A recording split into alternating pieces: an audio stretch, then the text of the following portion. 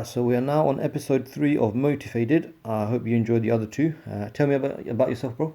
So my name's Jelev. I currently own, myself and two other people, currently own a restaurant in King's Cross called Meathouse. Anybody who's listening, you're more than welcome to come at any time. We do steaks, chips, burgers, What about your sauces?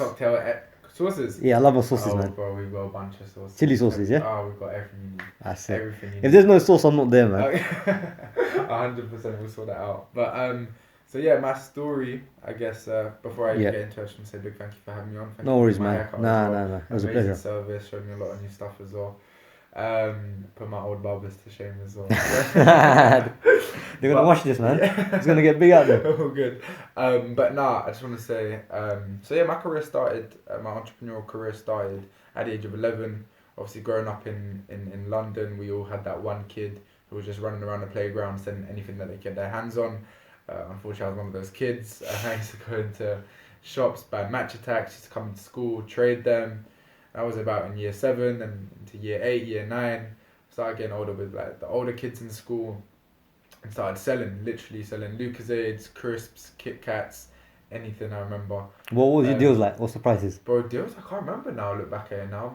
Yeah. I remember we used to get Multi-pack, do not resell that one, yeah? Yeah, literally that. We used to get 24 Lucozades for like £6. Yeah, 50p or £1 each? Yeah, so a pound each. It would be, crisp would be like 50p. What else would sell well? Yeah, that was it. Oh, cookies as well. I remember would sell for like 50p as well. And then I got to a bit of an older age. Finally done my GCSEs. At GCSEs, I got 5 A's, 7 B's, and 1 C. That's mad, man. That's it. Thankfully, I got into a pretty good. I think at the time it was at the best sixth form in Hillingdon. Oh, yeah. At the time, so it's called Hayden. So I moved from Norfolk, which wasn't the best of areas. I think Norfolk's more known for its criminal activity as opposed to its Alright. as opposed to the town itself. So we moved from Norfolk to Hillingdon, and like I said, the demographics definitely changed. So I moved to an area where, people were, if we'd go goals, for example, nobody was paying, everybody would climb over the fence. If we went to parties, nobody wanted to pay the entry fee, we were, somehow getting in. And I went to Ruislip, which was a more affluent area, where people weren't afraid to spend £60-70 on an Uber, just to get there and back to a Uber, party. let alone the whole party. Bro, man. this is just the Uber on the way there and back, which was insane. So I realised that there was definitely a demographic change. And as shallow as it may sound, I walked into a room at sixth form, and I would not only see, okay, there's 30 classmates, 30 new opportunities for a friendship. I also saw, okay, there's 30 more potential customers. 100%, man. That's the business mindset there. 100%. And I noticed that a lot of people had disposable income, which I'd never seen before. So as long as you find a need that they want and you cover it. 100%. It's simple supply and demand. That's it. So I got into selling Segways. I don't know if you remember Segways. Yeah. But Segways was an interesting phase. They were in and out in about 4 months until they started blowing up. I used to go on Amazon, buy them for about 300, come to school, sell them for about 400, 450. And that was a simple process of buy for cheap, sell for more. Yeah, what was the profit margin on that like? Well, I used to buy them for 300, used to come in and sell them for 400. Oh, you just mentioned that. Oh, my bad. I lost track there. That was my first sign of like, okay, cool. Made my first couple grand, interesting. And then it got to about February, so halfway through my first year of sixth form, and I could see that a lot of people really, really, really wanted to go to parties in that age from 16 to 18, where you're old enough to want to go out and explore the other gender, but you're not old enough to hit the club yet. Okay. So what I'd done is literally said, guys, I'm going to host a party. Went to a local nightclub, gave him £600, which covered the DJ and the venue hire. Yeah. Everyone came 2 weeks later, and we sold out 180 people at £10. Oh, wow. How did you get the message across? Bro, this was built from just being loud in school, as in like selling everything I could get my hands on. So the loud kid actually worked out for you in the benefit. 100%, yeah, 1,000,000%. Okay. So that definitely. That's motivation for the kids that are loud out there, man. 100%. But no, I guess my number one advice for that is just always be nice to people, genuinely care about their story, and always going with the mindset of how can I help them as opposed to how can they benefit me. Yeah, I mean, you said a nice quote earlier when we were trimming about how everyone brings something. Yeah, and I strongly believe that, there's 7.8 billion people in this world, I can promise you, you can learn at least one thing from every single person. And so I feel like having these conversations are so important because, you know, there's a big quote from Gary Vee which says he doesn't want to make every single penny in the world. He wants to meet every single person in the world, which I think is just amazing. Yeah.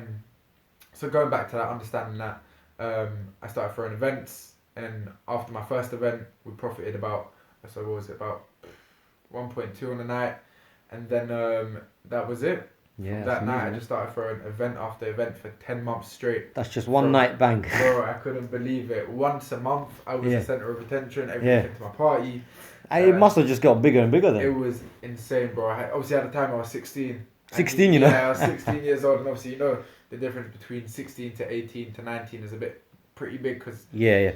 Not, you know...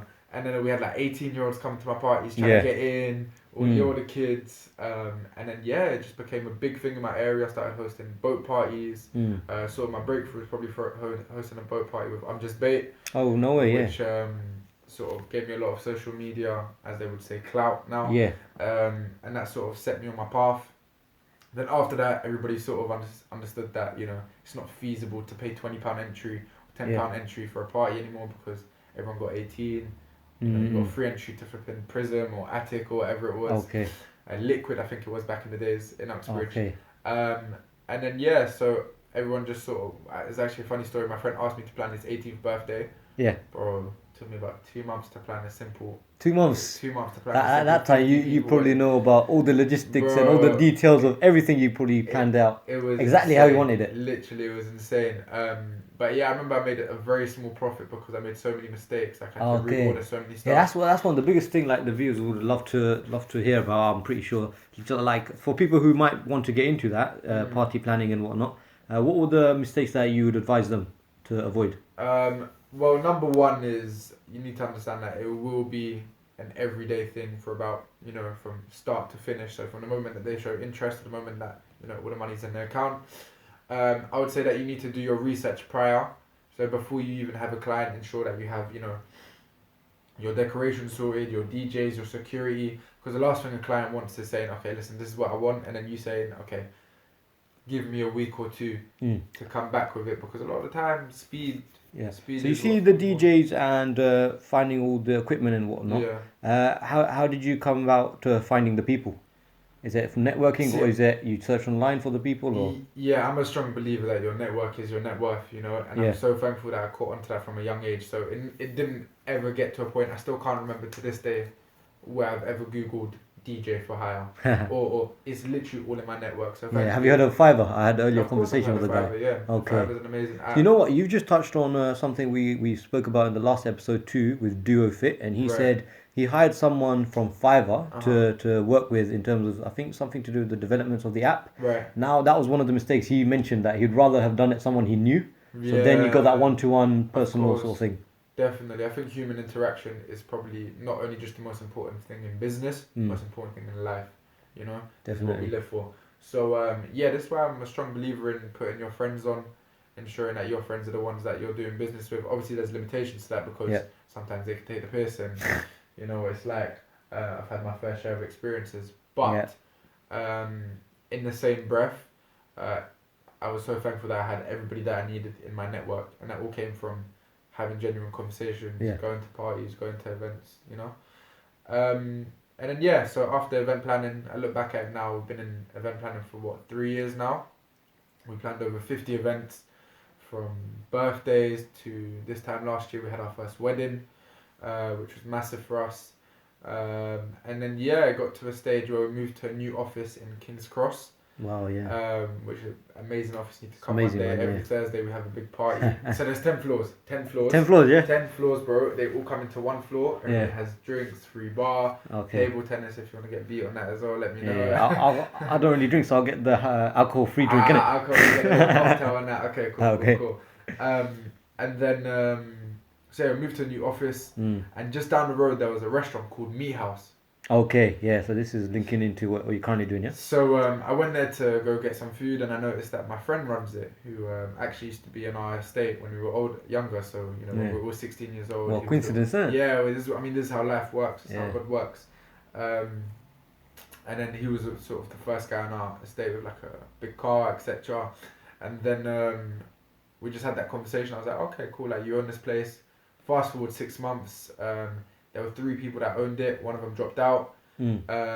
And at this time, I was very close with my partner, and he just said, look, listen, if you're interested, would you like to Jump in on the would venture. you like to be the third partner? Yeah. We had a conversation, had a little interview, Yeah. threw some facts and figures about, Mm. and yeah, at that point, put pen to paper, and I was like, cool, That's it. it's That's time it. to co-own a restaurant.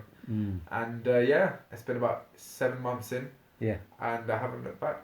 That's amazing, man. Yeah, that's amazing. Yeah, thanks, Chris. Definitely, I think viewers will definitely look into that and inspire, especially for the younger viewers and listeners. They're going to be motivated through this. Hence the idea, MotiFaded, isn't it? But what's the last things you want to mention to the viewers? I think everybody listening will be somehow whereabouts within London or on the outskirts of London. Yeah, most of my clients, isn't it? Yeah, exactly. And I just want everyone to sort of take a moment to understand how grateful we are, especially for those with, who are second, first generation immigrants like I am, for living in London. Our parents could have taken us anywhere in the world, and thank God we ended up in London. I've travelled basically everywhere in Europe, you name it, and I'm still yet to find a better city with opportunities, business, quality of people. I mean, I've always said that I prefer to be a poor person in a first world country than medium class in a third world country. And the reason being is because London just has so many opportunities. So many opportunities. Even, I mean, we're an hour away from London, but still, a place like West London is amazing. So definitely be grateful for that. Gratitude is definitely one of the most important things in life, not just in business. And yeah, make the most of it, because we're also the generation that was born with phones in our hands, Yeah. I think So, there's so much we can use for that now. You can go from scratch with nothing and build something, like a whole 100%. empire of it, man. 100%. But yeah, respect for that, man.